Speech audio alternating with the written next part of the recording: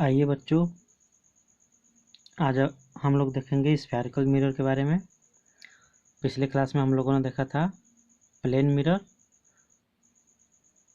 और image formation, real image, virtual image, lateral inversion etc, है ना, और अल्फ़ाबेट भी देखे थे। आज हम लोग देखेंगे स्फेरिकल मिरर, है ना, जो एनसीईआरटी में आपके है।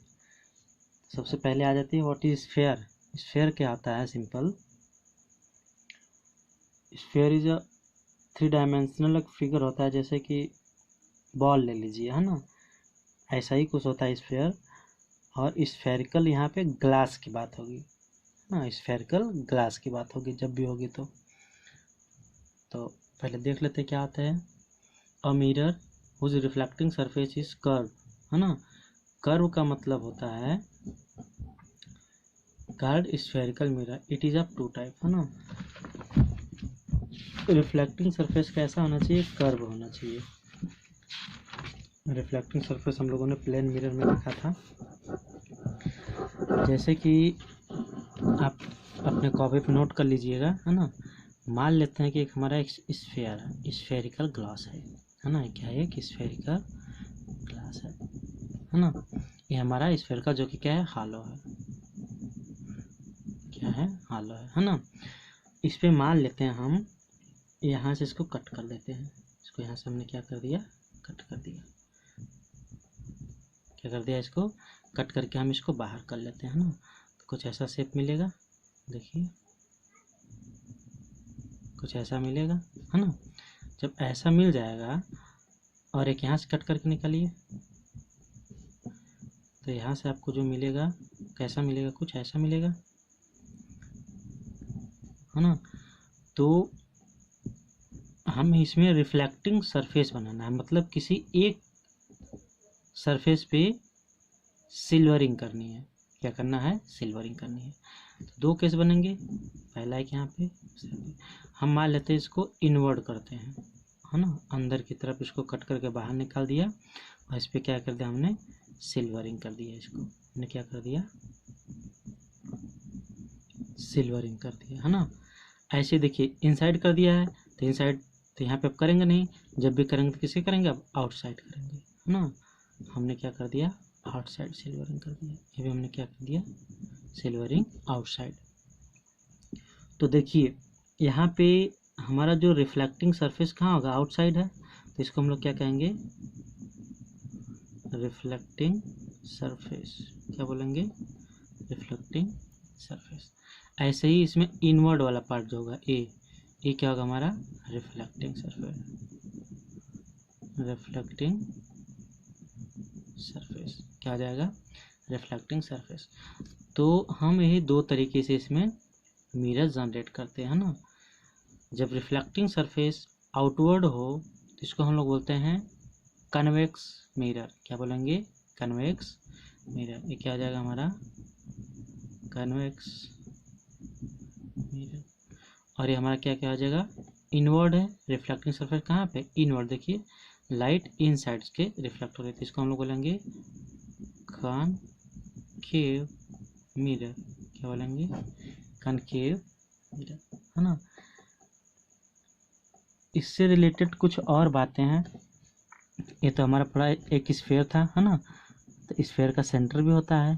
क्या होता है? सेंटर होता है। सेंटर होगा तो इसकी रेडियस भी होगी कि नहीं होगी? हाँ होगी। अभी बस इतना ही जानिए कि इसका एक सेंटर भी होगा और एक इसकी रेडियस भी होगी। इसके आगे हम लोग इसको डिफाइन करेंगे, है ना। आप इसे बना के अच्छे से समझ लीजिएगा, आपकी कॉपी में नोट होना चाहिए, है ना। आइए देख लेते हैं। हाँ, रिफ्लेक्टिंग सरफेस कर्व की बात हुई थी ना। तो देखिए हल्का से मुड़ा है ना, ऐसे कर्व टाइप, तो इसलिए इसको हम लोग बोलते हैं कर्व सरफेस। क्या बोलेंगे? कर्व। जबकि प्लेन में क्या था? प्लेन मिरर तो बिल्कुल स्ट्रेट थी, है ना। तो इसको हम लोग कर्व सरफेस नहीं बोलेंगे, इसको क्या बोलेंगे? प्लेन सरफेस बोलेंगे। यहाँ पे सरफेस हमारा कैसा है? कर्व है। इनसाइड कर्व है, यहाँ पे आउटसाइड कर्व है ना। ये देखिए आउटसाइड कर्व है और इसमें क्या है? इनसाइड कर्व है, ये वाला अंदर वाला पार्ट। देख लेते हैं।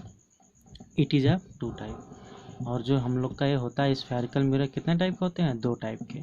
कौन कौन? पहला है कनकेव मिरर।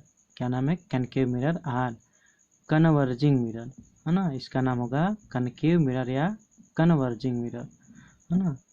कन्वर्जिंग मतलब लाइट को क्या करेगी? कन्वर्ज करेगी किसी एक पॉइंट पे, है ना। तो इसकी डेफिनेशन देखते हैं क्या है, देख लीजिए। A spherical mirror whose reflecting surface is curve inward, है ना, इनवर्ड की अंदर की तरफ रिफ्लेक्टिंग सरफेस हो, then called concave mirror. Example देख लीजिए कनकेव मिरर, है ना। जैसे अभी हमने देखा था, उसी का हमने एक स्फेयर का पार्ट लिया है और आउटसाइड क्या कर दिया हमने? सिल्वरिंग करा है। क्या करा है? सिल्वरिंग करी है ना। सिल्वरिंग कर दिए, रिफ्लेक्टिंग सरफेस इनसाइड, तो ये हमारा क्या हो जाएगा? Concave mirror. कनकेव मिरर और कन्वर्जिंग मिरर, है ना। इसका सेकेंड टाइप क्या है? देखिए कन्वेक्स मिरर। कन्वेक्स मिरर ये नहीं है ना, कटिंग है। A spherical mirror whose reflecting surface is curve outside, है ना। सेम डेफिनेशन चलेगी, बस यहाँ पे एक वर्ड चेंज करना। क्या है? यहाँ पे इनवर्ड था तो इस पे क्या कर देंगे हम लोग? Outward. Is called a convex mirror और डाइवर्जिंग मिरर। डाइवर्जिंग मतलब डाइवर्ट करना, लाइट को स्कैटर्ड करना, फैला देना लाइट को। इसमें रिफ्लेक्टिंग सरफेस कहाँ पे है? आउटवर्ड साइड है। हमने इसमें सिल्वरिंग कहाँ करा है? इनवर्ड करा। देखिए ये हमने क्या करा है? इनवर्ड, है ना। रिफ्लेक्टिंग सरफेस, तो इसका नाम क्या हो जाएगा? कन्वेक्स। क्या हो जाएगा? कन्वेक्स, है ना। आई होप आपको समझ में आ गया होगा क्या होता है कन्वेक्स मिरर और कनकेव मिरर, है ना। अब देखिए ये दोनों मिरर है जो कि स्फेयर का पार्ट है। किसका पार्ट है? स्फेयर के पार्ट है। तो इससे रिलेटेड कुछ नॉमेनक्लेचर भी हैं, कुछ टर्म भी हैं, तो उस टर्म को जानना बहुत ज़रूरी है क्योंकि उसका आगे यूज होगा, है ना। तो आपकी अगली हेडिंग क्या होगी? सम टर्म एसोसिएटेड टू मिरर। और किस मिरर से? स्फेरिकल मिरर से। किस मिरर से? स्फेरिकल मिरर से। देख लेते हैं भाई किस तरीके के टर्म है ना, उसी को देख लेते हैं।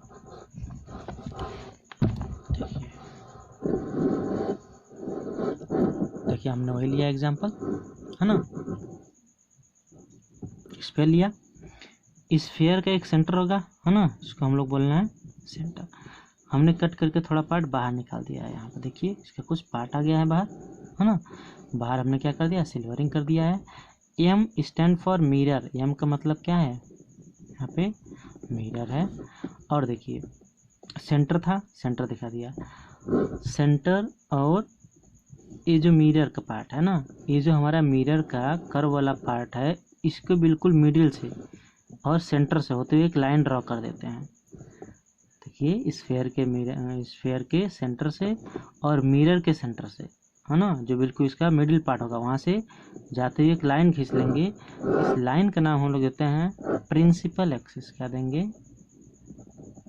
प्रिंसिपल एक्सिस, है ना। ये जो पॉइंट होता है जहाँ पे ये लाइन कट करती है उसका नाम होता है पोल। क्या होता है नाम इसका? पोल।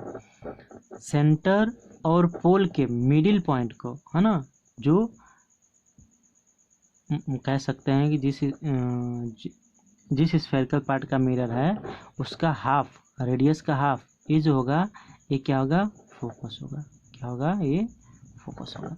और जो ये सेंटर होता है, यहाँ पे था तो स्फेयर का सेंटर था, लेकिन यहाँ पे तो मिरर का सेंटर हो गया, इसलिए इसका नाम चेंज करके हम लोग कर देते हैं सेंटर ऑफ कर्वेचर। ये जो हमारा पार्ट है पूरे स्फेयर का क्या है? पार्ट है, इसलिए इसका नाम हम लोग क्या देते हैं? कर्वेचर, है ना। तो एक एक टर्म को हम लोग डिफाइन कर लेते हैं आगे कि क्या है। एक एक टर्म को हम लोग आगे डिफाइन करते हैं कि क्या है। देखिए सारी चीज़ें क्लियर करते चलिए, है ना। सेंटर ऑफ कर्वेचर मतलब हम लोग इसकी बात कर रहे हैं, सेंटर ऑफ कर्वेचर की, है ना, जो सी से है। फिगर बना के, है ना, जो फिगर है सेंटर ऑफ कर्वेचर, इसकी डेफिनेशन देखने जा रहे हैं हम लोग। क्या है? देखिए the centre of the hello glass, है ना, ये जो हालो ग्लास है इसके centre of sphere which of which mirror obtain card centre of curvature, है ना। The centre of the hollow glass, ये जो हॉलो ग्लास है इसके सेंटर का, है ना, hollow glass sphere of which mirror obtain card centre of curvature, it is not a part of mirror. ये जो होता है मिरर का पार्ट नहीं होता है, तो किसका पार्ट है, स्फेरिकल हॉलो ग्लास का पार्ट है ना। दूसरी हेडिंग आपको बनेगी रेडियस ऑफ कर्वेचर, है ना। देखिए यहाँ पे जब पहले पूरा एक स्फीयर था, इसकी रेडियस थी, लेकिन अब बात हो रही है रेडियस ऑफ कर्वेचर की। जो कर्वेचर है इसके रेडियस की बात हो रही है ना। क्या होगा, it is the distance from the centre, है ना, सेंटर से सेंटर टू दिस, है ना, from centre to pole of the curvature, है ना। क्या है डेफिनेशन, देखिए रेडियस ऑफ,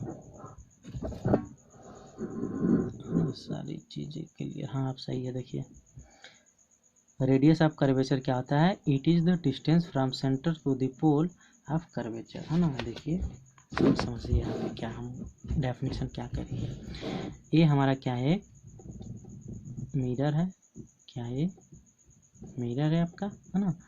हमने प्रिंसिपल एक्सिस ड्रा कर दिया पी ए, इसका नाम क्या था, पोल था, यहाँ बीच में क्या था, सेंटर था, ये हमारी क्या थी, बिल्कुल मिडिल में फोकस थी। हाँ, तो हम लोग बात करें रेडियस ऑफ कर्वेचर की, ये जो है ना, पोल और सेंटर के बीच की ये जो डिस्टेंस है, इसी को हम लोग क्या कहेंगे, रेडियस ऑफ कर्वेचर। क्यों कहेंगे, क्योंकि आप इसको ऐसे बढ़ाते जाइए और इसको एक स्फीयर कंप्लीट करिए तो आपको एक हॉलो स्फीयर नहीं मिल जाएगा। देखिए इसी का तो पार्ट है, तो ये कर्वेचर, है ना, इसलिए इसको हम लोग क्या बोलते हैं, कर्वेचर बोलेंगे, है ना, कर्वेचर। तो इसके रेडियस को, ये जो स्फेरिकल पार्ट है, स्फेयर है, उसकी रेडियस को हम लोग बोलते हैं रेडियस ऑफ कर्वेचर। इसको क्या बोलेंगे, centre of curvature.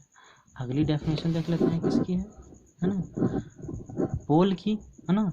The centre आता middle part of mirror is called pole. देखिए मिडिल पार्ट ऑफ मिरर, है ना, ये हमारा जो मिरर है इसके मिडिल पार्ट के, मतलब जितना बड़ा यहाँ पे उतना बड़ा इधर भी होना चाहिए, तभी तो मिडिल पार्ट होगा इसका, बिल्कुल बीचों बीच वाला पॉइंट, इसका नाम क्या होता है, पोल होता है। क्या होता है, पोल होता है। अगली आपकी डेफिनेशन है प्रिंसिपल एक्सिस। क्या होती है प्रिंसिपल एक्सिस, तो प्रिंसिपल एक्सिस की डेफिनेशन होता है line passing through centre and pole. Centre और पोल को मिलाने वाली लाइन को ही हम लोग क्या कहते हैं, जो लाइन है सेंटर और पोल को जो मिला रही है उसको हम क्या करेंगे, इसका क्या नाम दे देंगे हम लोग, प्रिंसिपल एक्सिस। क्या नाम देंगे, प्रिंसिपल एक्सिस। देखिए क्या है, a line passing through a pole and centre are called, ये नहीं है, ये भी नहीं है, called principal axis. A line passing through a pole and centre called principal axis. I hope समझ में आ गया होगा। एक नया वर्ड आता है, जो चीज़ें समझ में नहीं आती है जल्दी से, है ना, समझने का प्रयास करिएगा, समझ में आ जाएगा। अपर्चर, है ना, अपर्चर क्या होता है, इट इज द इफेक्टिव, है ना, इफेक्टिव लिख लीजिए यहाँ पे, effective diameter of the spherical mirror. वाह क्या बात है। देखिए it is the effective diameter of the spherical mirror, है ना, it should be smaller than radius of curvature, है ना। अब इसकी इमेजिनेशन आपको करनी होगी, इमेजिनेशन बिल्कुल आसानी से कर लेंगे, कोई है नहीं बड़ी बात, है ना। देखिए समझिए, एक तो हमारा पहले क्या था, ये स्फेरिकल ग्लास था, कैसा था, स्फेरिकल ग्लास था, है ना। हमने इसका कुछ पार्ट यहाँ से कट कर दिया, ये कट करके इसको सिल्वरिंग कर दिया। इसको कट कर लीजिए तो इसका जो पार्ट मिलेगा हमें कुछ ऐसा मिलेगा, है ना। ये जो पार्ट मिलेगा कैसा मिलेगा, देखिए ऐसा कुछ मिलेगा। हमने इसको बाहर से क्या कर दिया, हमने सिल्वरिंग कर दिया। लेकिन ये जो पार्ट मिलेगा तो क्या सर्किल का आर्क जैसा होगा, सोच के बताइए। जैसे हमारे साइकिल का व्हील्स होती है, साइकिल का पहिया होता है, क्या उसका एक पार्ट हम लोग कट कर दें तो कुछ ऐसा मिलेगा, नहीं। कैसा मिलेगा वो, आप लोग घर में सब्जी बनाते हैं कढ़ाई में, है ना, तो कुछ ऐसा मिलेगा उसका से, है ना, या तो डिश होता है आपके छत पे, कुछ ऐसा मिलेगा हमें ना। और ये पूरा पार्ट क्या है, कवर है, पूरा पार्ट क्या है, कवर है, सिंपल कह लीजिए प्लेट की तरह, है ना। तो जो आपकी कढ़ाई होती है सब्जी बनाने वाली वैसे होती है ना। तो एक देखिए, एक हमें ऊपर कढ़ाई के ऊपर ये जो पार्ट मिलेगा ये सर्कुलर मिलेगा पार्ट, ऐसा कुछ मिलेगा नहीं मिलेगा, है ना, मिलेगा। तो ये जो सर्कुलर वाला पार्ट है ना, उस सर्कुलर पार्ट में भी एक क्या होगी, डायमीटर होगी, क्या होगी, एक डायमीटर होती है। तो इसी डायमीटर को हम लोग क्या कहते हैं, अपर्चर कहते हैं। क्या कहते हैं, अपर्चर, है ना। आई होप आपको समझ में आ गया होगा। देखिए, it is the effective diameter of the spherical mirror, है ना। इफेक्टिव का मतलब क्या हो, देखिए हमने मिरर को क्या करा, स्फेरिकल पार्ट से कटिंग करा। इसको ऐसे समझिए, फिर से एक बार कोशिश करते हैं समझाने की, बिल्कुल आसान है, समझ जाएंगे, है ना। ये मान लेते हैं हमने यहाँ से, ये हमारा स्फेरिकल मिरर था, यहाँ से हमने इसको कटिंग करा, इसको बाहर निकाल लेते हैं, है ना।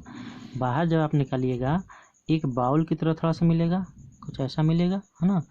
तो ये जो होगा, जब भी होगा तो 3 डायमेंशनल होगा, मतलब कि कुछ ऐसा होगा। देखिए, अरे दीपक नहीं जलाते हैं, दीपक जलाते हैं नहीं जलाते हैं घर में, तो कुछ ऐसा नहीं मिल रहा है आपको, यही तो है। हाँ, तो फिल्म देखते हैं टीवी में, डिश होता है छत पे, वही होता है, हमने इसको सिल्वरिंग कर दिया, है ना। तो इसका जो बाहरी भाग होगा, आपको सर्कुलर पार्ट नहीं दिख रहा है, तो इस सर्कुलर पार्ट का जो डायमीटर होगा ये, है ना, डायमीटर, इसी को हम लोग अपर्चर कहते हैं। क्या कहते हैं, अपर्चर कहते हैं, अपर्चर। इसकी जो लेंथ है, इस स्फेरिकल रेडियस से क्या होना चाहिए, छोटी होनी चाहिए, शुड बी, है ना, लेस देन रेडियस। ये जो स्फेरिकल पार्ट है इसके रेडियस से ये जो हमारा अपर्चर है इसकी लेंथ क्या होनी चाहिए, छोटी होनी चाहिए। वही बात यहाँ पे बोली गई है। It is a effective diameter of a spherical mirror. ये समझ में आना चाहिए। अपर्चर, आपसे लोग यही पूछेगा कि व्हाट इज़ अपर्चर। काफ़ी लोगों को कन्फ्यूजन होता है कि क्या होता है ना, लेकिन आपको समझ में आ गया होगा, है ना। अगली डेफिनेशन आपकी बनेगी फोकस, है ना। हेडिंग वाइज आपको नोट करते हुए चलना है। अगली क्या बनेगी, फोकस। आर इसका एक और नाम होता है प्रिंसिपल फोकस। फोकस कहिए तो प्रिंसिपल फोकस है, क्या होता है समझिए, है ना। It is the point on principal axis where all the parallel light, है ना, all the parallel light rays to the principal axis. यहाँ पे सिर्फ प्रिंसिपल एक्सिस को रेस्पेक्ट में मान के डेफिनेशन दी जा रही है ना। Parallel light to principal axis meet मिलेगी, आर अपीयर टू मीट, या तो रियल में मीट होगी मिलेगी, या तो हमें अपीयर होगा, है ना, मीट आफ्टर रिफ्लेक्शन। ठीक, नेक्स्ट पेज में इसके हम लोग इमेज भी देख लेंगे। फोकल लेंथ क्या होता है, it is the distance between pole and focus. Focus और पोल के बीच की जो डिस्टेंस होगी उसी को हम लोग क्या कहेंगे, फोकल लेंथ, है ना। रिलेशन क्या होता है, देखिए relation between focal length and radius of curvature क्या होता है, F equal to R by 2। Focal length जब भी होगी तो रेडियस ऑफ कर्वेचर की आधा होगी, है ना। इसको कभी कभी ऐसे भी बोल देता है, R equal to 2f, R equal to 2f, ध्यान दीजिएगा, है ना। अगली क्या है, that is the principal focus of a spherical mirror lies, है ना, मिडवे, है ना, ये मिड है बीच में, है ना, lie midway between the pole and centre of curvature. The principal focus of a spherical mirror lies midway between the pole and centre of curvature. देखिए इसकी डेफिनेशन क्या है, ये हमारा मान लीजिए क्या है, this is our concave mirror, this is our concave mirror, this is a principal axis, this is pole, this is center of curvature, this should be focus। इसमें डेफिनेशन क्या दी गई है कि सभी पैरेलल लाइन जो प्रिंसिपल एक्सिस के parallel हों। ये जो रेज आ रही हैं हमारी कहीं से आ रही हैं, हमारे इन्फिनिटी से आती हैं तभी तो पैरेलल होती हैं ना, अदरवाइज इसे पैरेलल बनाया जाता है लैब में। देखिए इन्फिनिटी से आ रही थी सारी पैरेलल है ना, तो बोला है आफ्टर रिफ्लेक्शन के बाद प्रिंसिपल एक्सिस के जिस पॉइंट पे सारी रेज क्या होती हैं, मिल जाती हैं। प्रिंसिपल एक्सिस के जिस पॉइंट पे सारी रिफ्लेक्टेड रेज क्या हो, मिल जाते हैं, उसी पॉइंट को हम लोग क्या बोलते हैं, प्रिंसिपल फोकस। क्या बोलेंगे, प्रिंसिपल फोकस। ये तो हमारे किसके लिए था, कनकेव मिरर के लिए था। किसके लिए था, कनकेव। इसमें देखिए रियल में तो ये जो लाइट आ रही है इसको हम लोग बोलेंगे इंसिडेंट रेस, इसको हम लोग बोलेंगे रिफ्लेक्टेड रेस। क्या बोलेंगे, रिफ्लेक्टेड रेस। पहला लाइन और यहीं से वैसे लिखें ना। देखिए फोकल लेंथ की डेफिनेशन, फोकस और पोल के बीच की डिस्टेंस जो है इसको हम लोग क्या बोलेंगे, यहाँ से यहाँ, ये हमारी फोकल लेंथ होगी। अब हम लोग देख लेते हैं किसके लिए, कन्वेक्स मिरर के लिए। मान लेते हैं दिस इज अवर, क्या है, हालांकि ये लेंथ बहुत छोटी होती है ना, इतना आपको समझने के लिए बड़ा बनाया जा रहा है। ये हमारा प्रिंसिपल एक्सिस। अच्छा इसका होती है सेंटर, जब भी होगा तो इस साइड होगा है ना, सेंटर हो जाएगा, ये हमारा क्या हो जाएगा, फोकस। ये हमारा क्या हो जाएगा, pole. This is our principal axis. Light principal axis के क्या जाना चाहिए, पैरेलल जानी चाहिए। लाइट प्रिंसिपल एक्सिस के क्या होनी चाहिए, पैरेलल होनी चाहिए। जब लाइट पैरेलल जा रही हैं तो रिफ्लेक्शन के बाद कहाँ जानी चाहिए, फोकस पे। लेकिन लाइट क्या इस मिरर को क्रॉस कर पाएगी, नहीं कर पाएगी, तो हमें पार्शियली फोकस पे लेके जाना होगा डॉटेड लाइन से। ये हमारी पार्शियली कहाँ जा रही हैं, फोकस पे आके मिल रही है, रियल में नहीं है, पार्शियली आ रही है ना। तो ऐसा नहीं लग रहा है कि यहाँ से लाइट इमिट हो रही है, फोकस से लाइट कहाँ जा रही है, दूर जा रही है। फोकस से लाइट कहाँ जा रही है, दूर जा रही है। फोकस से लाइट कहाँ जा रही है, दूर जा रही है ना। तो ये आपकी किसकी डेफिनेशन हो जाएगी, किसके लिए हो जाएगा, कन्वेक्स के लिए है ना, कन्वेक्स मिरर। देखिए कनकेव में क्या हो रहे थे, रियल में मिल रही थी, तो रियल में इमेज का फॉर्मेशन करेगा। जबकि इस केस में क्या हो रही है हमारी, यहाँ पे डॉटेड लाइन बता रहा है कि वर्चुअल मिलेगा, हमें क्या मिलेगा, वर्चुअल मिलेगा। ठीक, नेक्स्ट पेज पे हम लोग चलते हैं, अब देखते हैं क्या मिल रहा है। ये मिल रहा है, देखिए पहला हमारा कोई ये भी ऑब्जेक्ट है, यहाँ से इन्फिनिटी लाइट आ रही है, बिल्कुल पैरेलल, बिल्कुल पैरेलल, बिल्कुल पैरेलल। अच्छा ये कैसे पता चलेगा कि यहीं से जा रही है ना, देखिए पैरेलल लाइट आई तो आप सेंटर्स क्या करिएगा, यहाँ पे एक लाइन ड्रॉ करेंगे, तो इस कर्व पे जो होगा यहाँ परपेंडिकुलर होगी। क्यों परपेंडिकुलर होगी, आपने क्लास 9th में एक थ्योरम पढ़ा था, किसी भी सर्किल के सेंटर से हम लोग लाइन ड्रॉ करते हैं, किस पे, सर्किल पे, और यहाँ पे एक टेंजेंट बनाया तो यहाँ से कितने डिग्री का एंगल बनाती है, 90 डिग्री का बनाती है। कितना बनाती है, 90 डिग्री का। इसलिए यहाँ पे जो लाइट होगी इसकी क्या होगी, परपेंडिकुलर हो गई।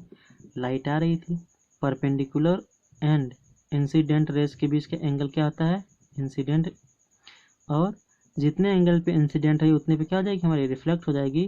This is our reflection angle है ना।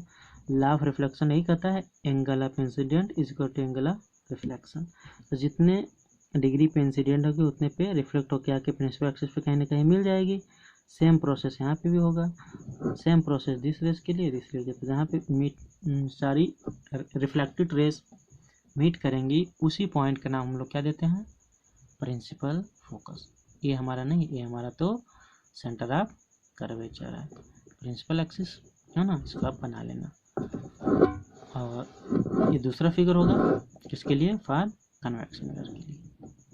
और ये भी समझाए हैं, इन्फिनिटी पे ऑब्जेक्ट रखें, ये भी लाइन चलेंगी, पैरेलल चलेगी, रिफ्लेक्शन के बाद लाइट दूर जाएंगी, हमें ऐसा अपीयर होगा कि किसी एक पॉइंट से आ रही है लाइट, क्या हो रही है, आ रही है, बट वर्चुअली आ रही है। देखिए यहाँ पे क्या कभी क्रॉस कर पाएगी लाइट इस मिरर को? नहीं कर पाएगी ना, इसलिए वर्चुअली हमें मिल रहा है। अगला क्या आता है? Focal plane. हाँ इम्पॉर्टेंट है, देखिए focal plane. What is focal plane? क्या होता है?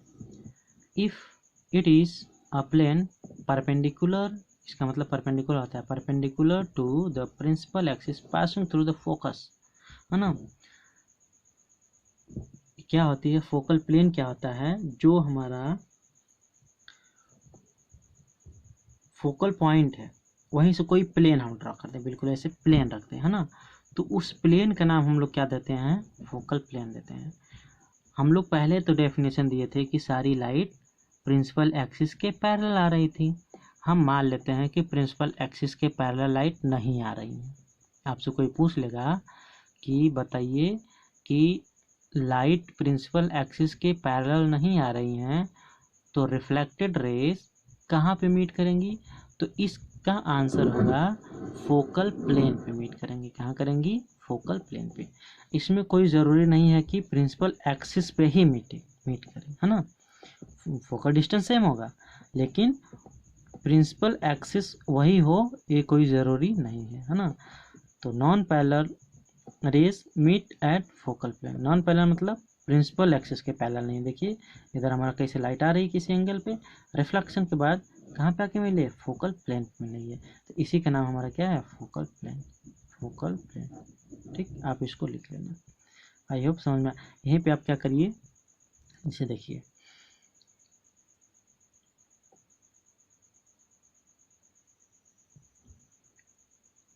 ये हमारा क्या आ गया? Concave mirror. प्रिंसिपल एक्सिस के पहले लाइट नहीं आ रही हैं, कहीं और से आ रही हैं। आफ्टर रिफ्लेक्शन मिलना तो चाहिए यहाँ पे। यहाँ पे कब मिलेंगी? जब इंसिडेंट रेज प्रिंसिपल एक्सिस के पैरेलल होती हैं तब ऐसा होता है। जब प्रिंसिपल एक्सिस के पैरेलल नहीं होती हैं तो क्या मिलेगी? फोकल प्लेन पे आके मिलती हैं, ठीक। और इसके आगे हम लोग कल देखेंगे अगले वीडियो में image formation by spherical mirror. Image formation by spherical mirror के लिए हमें कुछ रूल्स याद करने होंगे। रे डायग्राम बनाने के लिए ज़्यादा नहीं, बस 4 रूल्स हैं और ये बिल्कुल आसान है, आप इसको लर्न करना। हम थोड़ा अभी हिंट दे रहे हैं, समझा देते हैं ना। रूल फॉर इमेज फॉर्मेशन, है ना। देखिए पहला क्या है? A ray parallel to the principal axis will pass through the principal focus or appear to, है ना। आर अपीयर टू किसके लिए? इसके लिए, कन्वेक्स के लिए। Appear to pass from focal point, है ना। देखिए क्या कह रहा है, पहला समझने का प्रयास करिए। पहला रूल के एनी कोई भी इंसिडेंट रेज जब प्रिंसिपल एक्सिस के पैरेलल आती हैं, आफ्टर रिफ्लेक्शन कहाँ से होकर जाती हैं? फोकस होकर चली जाती हैं। पहला रूल, है ना। किसके लिए ये था? कनकेव मिरर के लिए। किसके था? कनकेव मिरर के लिए, है ना। कन्वेक्स के लिए क्या हो जाएगा? प्रिंसिपल एक्सिस के पहले लाइट आई, है ना, तो हमें अपीयर होगा कहाँ से आ रही है? फोकस होकर जा रही है, रिफ्लेक्ट होकर चली जाएगी। ऐसा हमें पता चलेगा कि फोकल प्लेन से आ रही है, फोकल पॉइंट से होके आ रही है ना। दूसरा क्या है रूल? देखिए, और रेज जस्ट इसी का उल्टा है, पहले का उल्टा। और rays passing through focus become parallel after reflection, है ना। अब मान लेते हैं कि कोई रेज आ रही है जो कि फोकस से होकर जा रही है ना, आई फोकस होके इंसिडेंट करी कहाँ पे? मिरर पे। तो मिरर के रिफ्लेक्शन के बाद क्या हो जाएगी? पैरेलल हो जाएगी। किसके? प्रिंसिपल एक्सिस के। ये हमारा क्या है? प्रिंसिपल एक्सिस के पैरेलल हो जाएगी। पहला क्या था कि प्रिंसिपल एक्सिस के पैरेलल जब लाइट इंसिडेंट होती है तो रिफ्लेक्शन के बाद फोकस होकर जाती है। दूसरा क्या है कि जब फोकस से होकर जाएगी तो प्रिंसिपल एक्सिस की क्या हो जाएगी? पैरेलल हो जाएगी, है ना। ऐसे ही आप इसको लिए देख लीजिए। हमें ऐसा लग रहा है कि फोकस पे आ रही है, फोकस पे आ रही है, फोकस पे आ रही है, लेकिन फोकस पे आ रही है क्या? नहीं। रिफ्लेक्शन के बाद कहाँ चली गई? प्रिंसिपल एक्सिस के पैरेलल। देखिए पैरेलल हो गई कि नहीं हो गई? दोनों 2 रूल हो गए, 2 और बाकी हैं, उसको भी देख लेते हैं, है ना। और आप रे डायग्राम काफ़ी अच्छे से समझना है ना। उसको आप अगले क्लास में रिवाइज करके आएंगे अच्छे से। देखिए अगली तीसरा रूल क्या होगा? Light passing through the centre retrace का मतलब होता है अपने पाथ पे वापस आ जाना। Back on the same path its path, है ना। जैसे देखिए सेंटर से गई, है ना, सेंटर से फिर वापस उसे चले, क्यों आती है ऐसा बता रहे हैं। देखिए हम लोग एक थ्योरम पढ़े थे, याद होगा आपको। देखिए कि अगर ये कोई सर्किल हो, क्या है हमारा, ये कोई हमारा सर्किल हो और यहाँ पर कोई एक टेंजेंट ड्रॉ कर दें, तो सर्किल के सेंटर से इस पर जब लाइन ड्रॉ करते हैं, इस पर क्या होता है, परपेंडिकुलर 90 डिग्री की बनाती है। अब मान लीजिए कि यहीं से कोई रेज आ रही है, तो 90 डिग्री पर जब आ रही है तो किधर भी मुड़ेगी नहीं, इसी डायरेक्शन में क्या हो जाएगी, रिफ्लेक्ट कर जाएगी। Angle of incident is equal to angle of reflection, जितने पे आ रही है उतने पे रिफ्लेक्ट करके जाएगी। मान लीजिए अगर इधर से आती तो इधर से होकर जाती, कुछ एंगल बनाती, लेकिन यहाँ पे आई और चलेगी, तो इसको हम बोलते हैं रिट्रेस। क्या बोलेंगे, रिट्रेस, है ना, सेम पाथ पे वापस चलेगा ना। ऐसे ही सेम इसमें भी है, सेंटर से रेज आई और पाथ क्या हो गया, इस पर रिट्रेस हो गया। ऐसे भी यहाँ से लग रहा है कि सेंटर पर जा रही है, लेकिन सेंटर पर नहीं ओरिजिनल जा रही है, यहीं से क्या जाएगी, रिफ्लेक्ट हो जाएगी। लास्ट है ना, हालांकि इन दोनों का यूज़ ज़्यादा नहीं, इसका यूज़ है पहले का, दूसरे का, तीसरे का यूज़ ज़्यादा है, चौथे का है कहीं पे एक जगह है बस। अरेज इंसिडेंट ऑब्लिकली, ऑब्लिकली मतलब किसी एंगल पे, to the principal axis at pole reflect making equal angle with the principal axis। Same वही, कुछ नहीं, प्रिंसिपल एक्सिस से कुछ एंगल बना रही है, इंसिडेंट आई तो रिफ्लेक्शन भी कितना होगा, आर ही होगा, सेम, कुछ नहीं। कल से हम लोग पढ़ेंगे image formation by concave mirror, है ना। तो आप ये चारों रूल याद कर लेंगे और बिल्कुल हाथ से लिख लिख के प्रैक्टिस करेंगे, है ना। हर एक रे डायग्राम को हाथ से लिख लिख के बनाना है और चारों रूल बिल्कुल याद होने चाहिए। आपके नोट्स कंप्लीट होने चाहिए और सारी चीज़ें समझने का प्रयास करिए। वीडियो को बार बार देखिए, नहीं समझ में आ रहा है फिर भी कमेंट करिए कि नहीं समझ में आ रहा है, फिर से समझाएंगे। और ये सारी चीज़ें एनसीईआरटी पैटर्न है, बिल्कुल एनसीईआरटी। आप NCERT to the point match करा लेना, उससे बाहर कुछ नहीं होगा। जो भी होगा आपको एडिशनल नॉलेज देने की कोशिश की जाएगी और कंप्लीट कोर्स कराया जाएगा। आप इसके पैरेलल बुक भी रीडिंग कर सकते हैं, कहीं पे दिक्कत नहीं आएगी। Thank you for watching. Video अच्छा लगे आप अपने दोस्तों को शेयर करिए और उनको बताइए, और अपने से बड़े लोगों का, छोटे भाई बहन का घर में ख्याल रखिए। Thank you.